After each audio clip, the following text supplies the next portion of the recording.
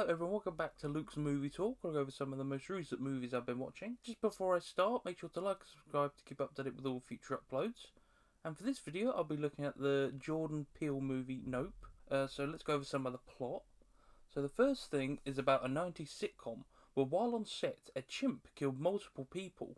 The scene is shown a few times with no main plot connections for some reason. So throughout the movie, the chimp Gordy is shown to kill the crew, and basically, I don't know why it's shown, to be honest, because it's kind of connected to the character of Ricky, who is a kid actor during the series, and I guess it's kind of a connection with him, but it doesn't really make sense overall with the plot, but I'll go over that again when I go over my thoughts on the film as a whole. So OJ is working with his dad when objects start falling from the sky, with one hitting his dad. A coin goes straight through his eye. OJ and his sister M then take over their father's Hollywood horse ranch. Their neighbour Ricky, who owns a theme park Jupiter's Claim, wants to buy their ranch and horses. One night, OJ sees a UFO in the sky. This is a really cool moment because he's just kind of going to see why a horse is out of the stables. And while he's looking around, he looks up in the clouds and it just darts by. It is unnerving as hell because OJ's like almost frozen. He's like, what? What did I just see? And he's kind of just like, no, I didn't see that. It is such a cool moment because it's like out of nowhere and it's almost like a gasp moment. You're like, what? What was that? With the help of a tech salesman, Angel, OJ and M set up security cameras on the ranch. Using a horse statue, they lure the ship out and it takes it and quickly vanishes.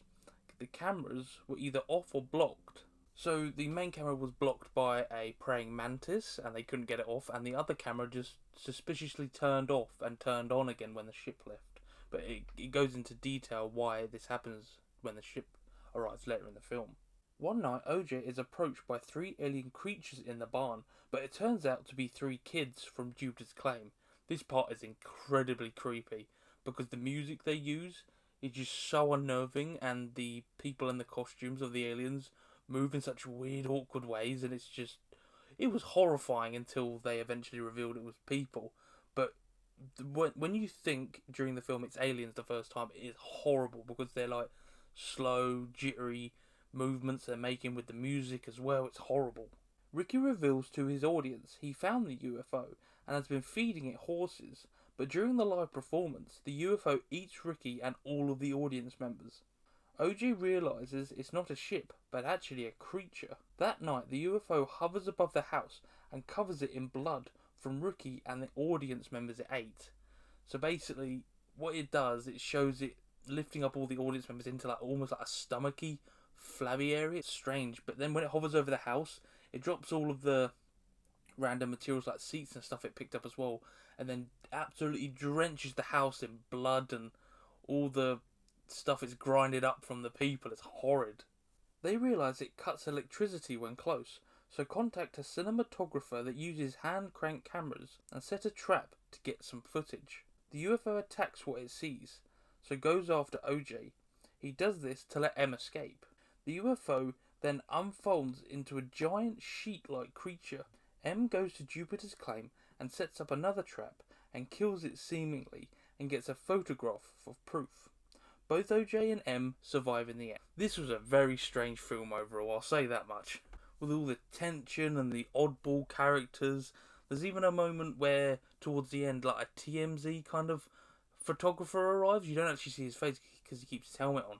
But he, like, is such an odd character because he's like, oh, I've come to find this alien and whatever killed Ricky and all his audience. And he's so worried about his camera, he doesn't care that he's about to be killed. He's such an odd character. And there's a lot of strange characters, like the cinematographer. He's so weird, like he sacrifices his life to get a impossible shot, and there's odd people all round. So first off, the sound design for the UFO is amazing. Because obviously you find out later on that it's a creature. It starts making clicking sounds when it's approaching and angry almost. It is unnerving to a high scale. It's horrible and terrifying to listen to because the characters will be silent and like creeping around, and all you hear is like click, click, click, click, and then rumblings and stuff, and it's horrible because you don't know where it's coming from. You just know it's in the sky somewhere. One other small detail I did love was towards the end, when M gets to Jupiter's Claim, She goes there on a motorcycle and does an Akira slide from the film Akira. It was just a nice little detail that I loved because I love that film as well. So it was a nice little inclusion. OJ and M's sibling relationship is great because a lot of during the start of the film, OJ is a very quiet, held back person, reserved, and Emma's the more outgoing character who covers for him and does all the speeches and introductions, and they work well together because he seems to be the more calm and collected person, where M can be a bit more upfront and a bit more reckless. So they complement each other well in their brother-sister relationship. The cinematographer Holst is an eccentric and weird addition, but I love him overall because he adds a different dimension to the film. Because obviously the electricity doesn't work with the alien creature, so he brings this like traditional camera with him that he hand cranks and everything, and he wants this impossible shot, and basically convinces him to join them so he can get this impossible shot, and he's an oddball character and he's a cool little addition. Angel feels like an audience viewpoint and acts like I think we would, because he's the techie person that helps M and OJ out, and his reactions are basically what anyone else in real life would react like oh my god, and hide under tables and like fold themselves up in a sheet and hide. Like I think most people would do that, and he's more of the like audience viewpoint because that's what we would do in that situation more than likely. The UFO is terrifying and unnerving, quiet and quick.